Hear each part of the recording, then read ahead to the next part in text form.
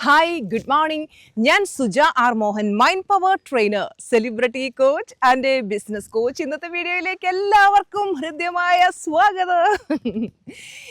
Yes, അപ്പോൾ ഇന്ന് നമ്മുടെ 365 ഡേയ്സ് ഓഫ് ട്രാൻസ്ഫർമേഷൻ ജേണിയുടെ ഡേ 31 ആണ്. 31 ദിവസമായി നിങ്ങൾ എനിക്കൊപ്പം രാവിലെ ഒരു ചൂട് കോഫിയുമായിട്ട് അല്ലെങ്കിൽ ചായയുമായിട്ട് വന്നിരുന്നു. എനിക്കൊപ്പം ആ ഒരു ഡേ സ്റ്റാർട്ട് ചെയ്ത് പലരും ഇപ്പോൾ പറയുന്നത് ടീച്ചറുമ്മ ഇല്ലാതെ ഒരു ഡേ ഞങ്ങൾക്ക് സ്റ്റാർട്ട് ചെയ്യാൻ പറ്റുന്നില്ല. രാവിലെ തന്നെ ആ ഒരു ഹൈ എനർജിയിൽ ഡേ സ്റ്റാർട്ട് ചെയ്യുന്നതുകൊണ്ട് തന്നെ സൂപ്പറായിട്ട് ഓരോ ദിവസവും മുന്നോട്ട് പോകുന്നു, ഹാപ്പി ആയിട്ടിരിക്കാൻ പറ്റുന്നു.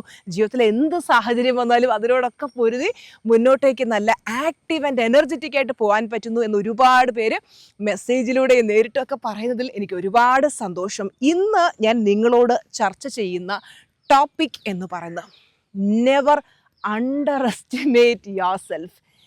നിങ്ങൾ തന്നെ സ്വയം നിങ്ങളെ വില കുറച്ച് കാണുന്ന ഒരവസ്ഥയിലാണ്. പലർക്കും പലതും ചെയ്യണമെന്ന് ആഗ്രഹമുണ്ട്. ഒരു പുതിയ ജോലിക്ക് പോകണം, പക്ഷേ മനസ്സിൽ ആദ്യം വരുന്നത് ഫിയറാണ്. എനിക്ക് ആ ജോലിയിൽ ശോഭിക്കാൻ പറ്റുമോ, എനിക്കതിനുള്ള സ്കില്ലില്ലല്ലോ, അല്ലെങ്കിൽ കുറേ നാളുകളായി ഞാൻ ഈ ജോലി ചെയ്യാതിരിക്കുകയാണ്, അപ്പോൾ അവിടെ ഇനി എന്തെങ്കിലും പ്രശ്നം വന്നാലോ, എന്തെങ്കിലും ആദ്യം നെഗറ്റീവ് തന്നെ കണ്ടെത്തി അവനവനെ തന്നെ ഒരു വിലയില്ലാതെ കാണുന്ന അവസ്ഥ. അല്ലെങ്കിൽ ഒരു ബിസിനസ് തുടങ്ങാൻ പോകണം. ഞാൻ പലരിടത്തും പറയും, മക്കളെ ബിസിനസ് തുടങ്ങ്.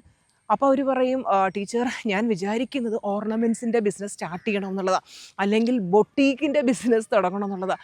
ബൊട്ടീക്ക് തട്ടിയിട്ട് നടക്കാൻ വയ്യാത്ത അവസ്ഥയാണ് ഇപ്പോൾ കേരളത്തിൽ. അപ്പം ഞാനിനി തുടങ്ങിക്കഴിഞ്ഞാൽ എനിക്കതിനകത്ത് വിജയിക്കാൻ പറ്റുമോ? പലർക്കും പുതിയൊരു മാറ്റത്തിലേക്ക് ഇറങ്ങുമ്പോൾ അവരുടെ മനസ്സിങ്ങനെ അവരെ പിറകോട്ട് വലിക്കുകയാണ്. താൻ പരാജിതനായിപ്പോൾ, താൻ വിജയിക്കില്ല, എന്നെക്കൊണ്ടൊന്നും പറ്റില്ല എന്നുള്ള ആ ഒരു ചിന്ത. നമ്മൾ അങ്ങനെ ഒരു കംഫർട്ട് സോണിനകത്ത് ഇങ്ങനെ ഒതുങ്ങിക്കൂടി ഇരുന്നാൽ കംഫർട്ട് സോൺ ബ്യൂട്ടിഫുള്ളാണ്, പക്ഷെ അതിനകത്ത് വളർച്ച ഉണ്ടാവില്ല. ടീച്ചർ ഒരു സ്റ്റോറി പറഞ്ഞു തരട്ടെ, ധീരുഭായ് അംബാനിയുടെ സ്റ്റോറി. അദ്ദേഹത്തിന് യമനിൽ ഒരു ജോലി ലഭിക്കുകയാണ്. അപ്പോൾ അവിടുത്തെ ജോലിയിൽ അദ്ദേഹം കംഫർട്ടബിളായിട്ട് ഇങ്ങനെ പോയിക്കൊണ്ടിരിക്കുകയാണ്. അദ്ദേഹം വലിയ സമ്പന്നരുടെ കുടുംബത്തിൽ ജനിച്ചൊരു വ്യക്തിയൊന്നുമല്ല. ആ ഒരു ജോലിയിൽ അങ്ങനെ കംഫർട്ടബിളായിട്ട് പോയിക്കൊണ്ടിരിക്കുമ്പോൾ അദ്ദേഹത്തിൻ്റെ മനസ്സ് മുഴുവൻ ഒരു ബിസിനസ് തുടങ്ങണം എന്നുള്ള അതിയായ ആഗ്രഹം ഉണ്ടായിരുന്നു. അങ്ങനെ അദ്ദേഹം അവിടെ ഉണ്ടായിരുന്ന ജോലി ഉപേക്ഷിച്ചിട്ട് നേരെ ഇന്ത്യയിലേക്ക് വരികയാണ് പുതിയൊരു ബിസിനസ് സ്റ്റാർട്ട് ചെയ്യാനായിട്ട്.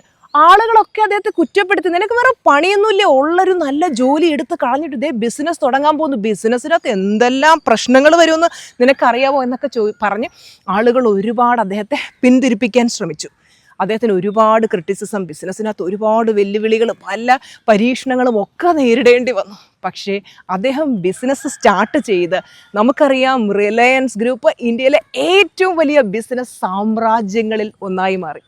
അന്ന് യമനിലെ ആ ഒരു ചെറിയ ജോലിയിൽ അദ്ദേഹം ഒതുങ്ങിക്കൂടിയിരുന്നെങ്കിൽ ഈ ഒരു വലിയ സക്സസ്സിന് തുടക്കം കുറിക്കാൻ അദ്ദേഹത്തിന് കഴിയില്ലായിരുന്നു.